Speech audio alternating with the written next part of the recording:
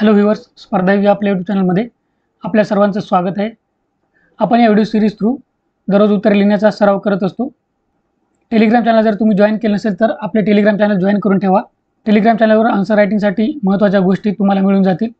आपण या व्हिडिओमध्ये प्रश्न बघणार आहोत, प्रश्नाचं उत्तर लिहिणार आहोत आणि जो इश्यू आहे, जो टॉपिक आहे तो मी एक्सप्लेन केलेला आहे दुसऱ्या व्हिडिओमध्ये.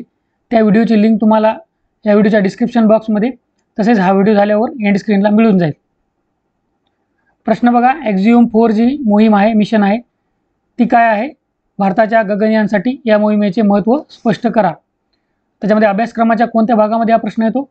तर अभ्यासक्रमाच्या जनरल स्टडीज सामान्य अध्ययन 3 त्याच्यामध्ये सायन्स अँड टेक्नॉलॉजी, विज्ञान आणि तंत्रज्ञान या टॉपिकमध्ये हा प्रश्न येतो. प्रश्नातील कीवर्ड असतो ना, तो आपल्याला उत्तर लिहिण्याची दिशा सांगत असतो. इथे बघा, स्पष्ट करा हा कीवर्ड आहे. तर आपल्याला हे जे दोन प्रश्न विचारलेले आहेत, एक्झिओम 4 मोहीम म्हणजे काय आणि भारताच्या गगनयानसाठी मोहिमेचे महत्त्व, हे दोन गोष्टी आपल्याला स्पष्ट करायच्या आहेत. आता हा बघा, हे इंट्रोडक्शन आहे.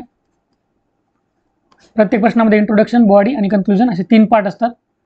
इंट्रोडक्शनमध्ये बघा आपण काय लिहिलेलं आहे, एक्झिओम 4 मोहिमेद्वारे एक्झिओम स्पेस ही खाजगी अवकाश कंपनी आपले यान SpaceX व नासा यांच्या मदतीने 4 अंतराळवीरांना आंतरराष्ट्रीय अवकाश स्थानकावर पाठविणार आहे.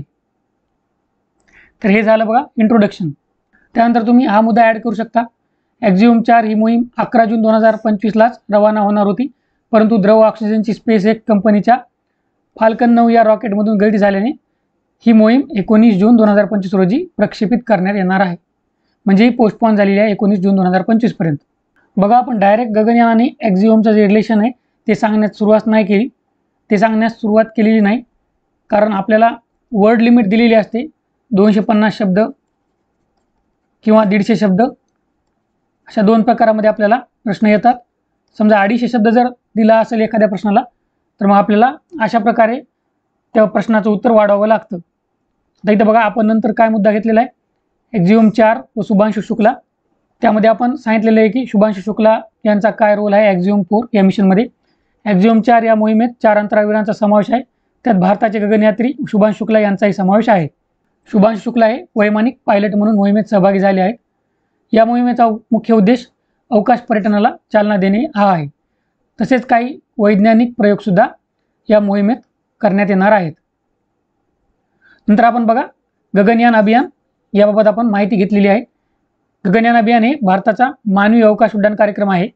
या अभियानाद्वारे भारत 3 अंतराळवीरांना अवकाशात पाठविणार आहे. हे सगळे डिटेल्स आपण पाहिलेले आहेत त्या व्हिडिओमध्ये. व्हिडिओची लिंक खाली डिस्क्रिप्शन बॉक्समध्ये दिलेली आहे आणि हा व्हिडिओ झाल्यावर एंड स्क्रीनला तुम्हाला मिळून जाईल. या अंतराळवीरांना गगनयात्री असे नाव देण्यात आले आहे. 4 गगनयात्रींची निवड या अभियानासाठी करण्यात आलेली आहे. गगनयानाचे 5 टप्पे असणार आहेत. त्यापैकी पहिले 3 मानवरहित, जे आपण बघितले होते, गगनयान 1, 2, 3, 4, 5. तर शेवटचे 2 मानवी उड्डाणे असणार आहेत. भारताचे राकेश शर्मा एकमेव अंतराळवीर आहेत ज्यांनी अवकाशात प्रवास केलेला आहे. आतापर्यंत एकमेव भारतीय आहेत राकेश शर्मा ज्यांनी अंतराळात प्रवास केलेला आहे. आता शुभांशु शुक्ला जेव्हा एक्झिओम 4 मिशनहून परत येतील तेव्हा ते दुसरे भारतीय बनतील. आता आपण ह्या मुद्द्याला हात घातलेला आहे जो प्रश्नामध्ये विचारलेला आहे, गगनयानासाठी एक्झिओम 4चे महत्त्व. तर त्यामध्ये आपण बघा काय काय लिहिलेलं आहे. शुभांशु शुक्ला गगनयान मोहिमेत वैमानिक आहेत, पायलट आहेत. त्यांचा एक्झिओम 4 मोहिमेतील अनुभव मोलाचा ठरणार आहे.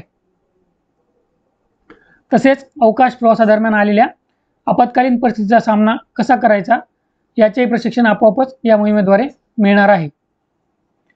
एक्झिओम 4 दरम्यान झालेल्या चुकांमधून आपल्याला शिकता येईल, तसेच त्या चुकांमध्ये सुधारणा करता येईल.